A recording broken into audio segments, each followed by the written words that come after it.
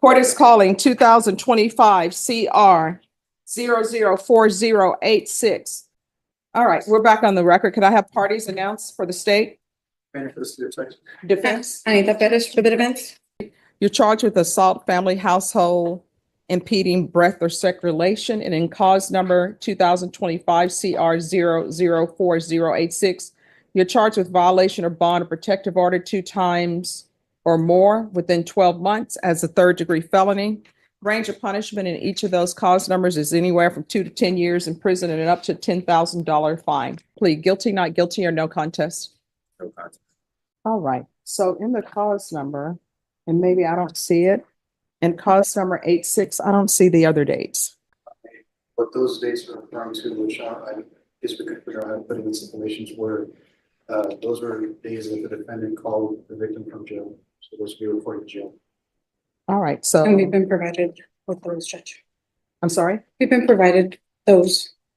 Well, are you stipulating that, because he pled no contest, is there a stipulation that he made phone calls to the complainant from the jail on December 6, 2024 and December 11, 2024? So as far as that, Judge, we're pleading no contest. My client has no prior offenses. The state can. No. I'm trying to see if there's. I'm trying to get there as to our application we are applying for deferred adjudication. And so because of that, I would not want him to make any stipulation. So that's why I asked him to plead no contest. Because if the court should grant him deferred, then Well, here's the thing. I don't have that in the stipulations to prove the 2025 CR 004086. Now, if somebody wants to amend this and attach jail calls, they can attach it, but I don't have enough proof in here for these other dates.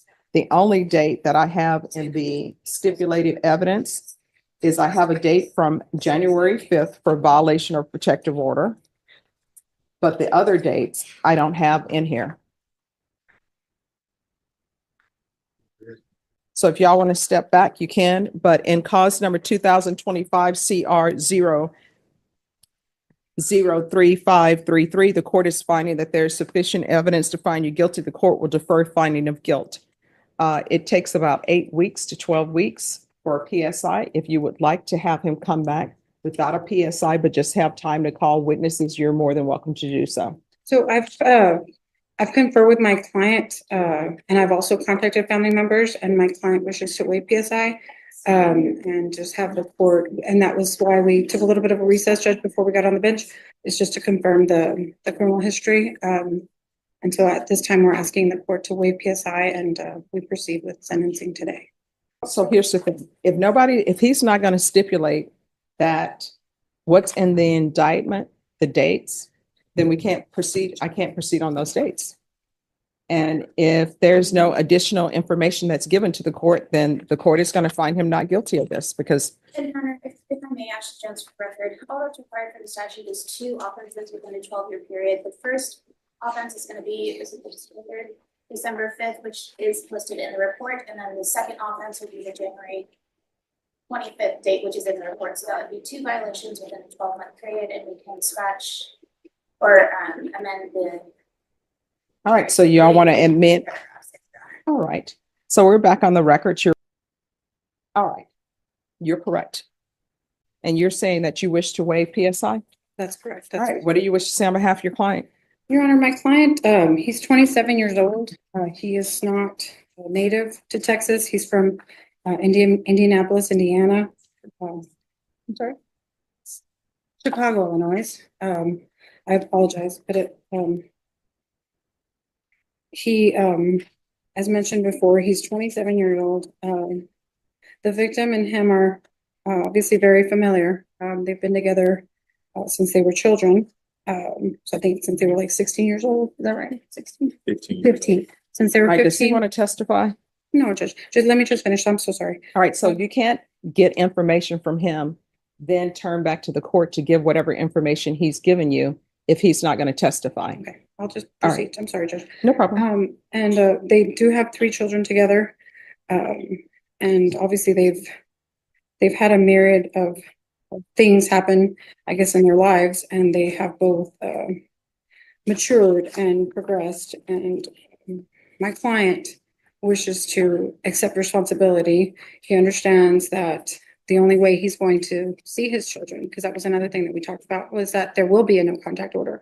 That is something that obviously he's vehemently opposed because he does have 3 children. And so I did advise him that this would be part of the plea agreement, and if he wants to hire a lawyer and, you know, get some custody issues and orders in place so that they can go around that order, you know, in order for him to be able to see his children, because obviously the state is not asking for a no contact order with the children. It would only be with the mother, the natural mother, which is the victim here.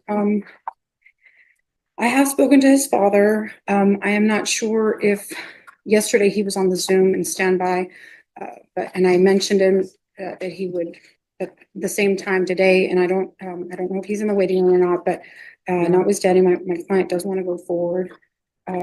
His father obviously speaks very highly of him. Unfortunately, he did get arrested in February 27th, which is when he got booked for the last time. So he's been obviously in custody for almost going 3 months now. He's got health issues at the jail, Your Honor. He's got psoriasis. He lost about 110 pounds in those 3 months. So he's had some kind of health limitations. And so a lot of that is going into why we have this agreement. You know, obviously, you know, I've explained to him multiple times, you know, that we could ask for a jury trial from the court. But, you know, given the history with these people, you know, that obviously he wants to accept responsibility, and he's wanting to do that today, Judge. And with respects to just putting it on the record, I do want to state that, you know, we took a little bit of time going over the criminal history. There was a jury trial that happened in December of 2019 in Indianapolis, Indiana. So that's why I'm sorry, I was confused about the city, that there was an actual jury trial, and he was adjudicated not guilty with the same victim.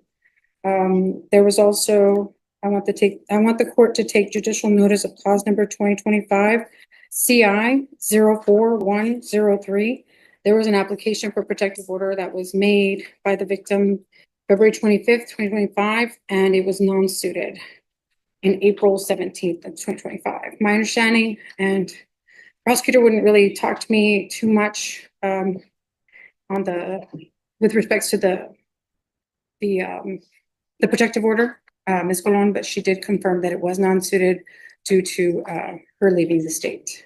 So the victim, Due to what? the witness leaving the state. Okay. So as we stand here today, we have obviously my client hasn't had any contact with her since then. And then, but she has been in contact with the state, which obviously, you know, we know that is for a fact, but obviously he's very concerned for his children. He wants to know their whereabouts. And he did meet with a recruiter, and I did speak to him on the phone. He would not come in for the PSI. His name is, let me see, his name is Eggerson is his last name, Sergeant Eggerson, and I did call the number. Unfortunately, Mr. Ross was in the process of being recruited to the Army. And so obviously he understands that accepting responsibility for this charge, and should the court grant him deferred, he will not be able to possess a weapon while he's on deferred. But the hope, I guess, is that once he's completed the deferred, is that he'll be able to enlist at that time. So our agreement right now is 4 years. Now the court can give him probation, the court can sentence him, or the court can give him deferred, which I believe he's legally entitled to because he has no convictions. What do you mean he's entitled to deferred adjudication? Okay. Legally? Well, I would ask the court to take that into consideration, that he has no legal convictions under any other ordinary circumstances. He has no prior offenses. Okay, but convictions.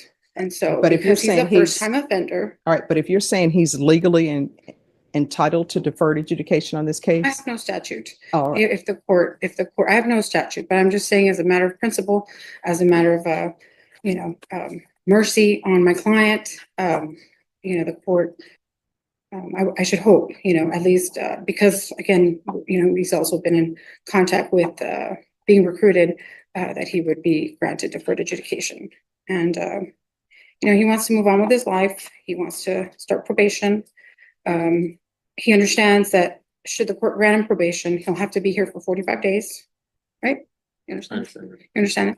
And that if he wants his probation to be transferred to Indiana, it'll have to be transferred within that time frame. All right, so what I can And tell they'll you, have to accept the he's not a transfer. good candidate for probation. He's not? No, he's not. And let me just tell you why. Based upon everything that I've seen, there was a protective order in place, and you were calling the complainant from the Bexar County Jail. I mean, does he not understand what no contact means? No contact means no contact. And then we have this charge where you're choking her. So he's not a good candidate for probation. I'm not giving him probation. Well, In Judge, each cause number, I'm finding him guilty. I'm going to sentence him to 4 years in the prison, give him credit for any time served. There's a $1,500 fine, time and money to run concurrent. The cases are to run concurrently. There's to be no contact with the complainant and no contact with minors. And cause number 2025 CR 003533, there's an affirmative finding of family violence. Did you review the document entitled Trial Court Certification of Defendant's Rights to Appeal in each cause number? With your attorney, did you understand it? Because this is a plea bargain agreement, because I followed your plea bargain agreement, and because you waived your right to appeal, you do not have the court's permission to appeal. Because one of these cases carries an affirmative finding of family violence, and also because it's a felony conviction, you're not allowed to own or possess any weapons or ammunition. If you have a question over what a weapon or ammunition is, you'll need to speak to an attorney. Sorry, may I speak to my bad, please? Your attorney said that she did not want you to speak. The court has passed sentence. I didn't know that I couldn't. I thought I had the whole time to testify. I thought she would. I asked you if All you right, were so, a jury trial. they're going to take you back. If Can I there's something please- else you all want to discuss, if you want to file a motion, you can file a motion and the court will hear that Please motion. speak on my behalf. Can I please speak on I my don't know what behalf? I just want to testify. I didn't. Patrick Washington,